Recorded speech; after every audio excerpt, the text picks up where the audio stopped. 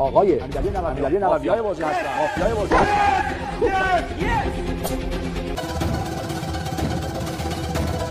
بشین میبرمتون. اونجور که جک رو گفتم شما لئون نخواهید داشت.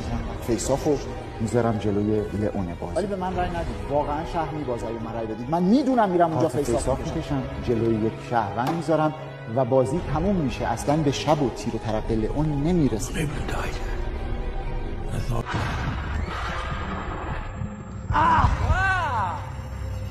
تغییر چهره. شعبده بازی نبود، چشم بندی هم نبود. ذهن برنده سید جواد. جلوی چشمتون اتفاق افتاد. یه لئون هم داریم که سر میز ما نشسته.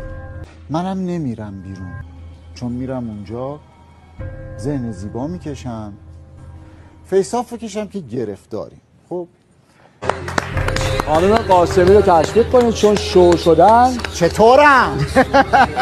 پاشو از لایک تو ببینم. تشریف ببرید. متشکرم. خسته نباشید. لئونم امشب دوستان بیرون رامین و خانم استواری چشم ببندن با بقیه.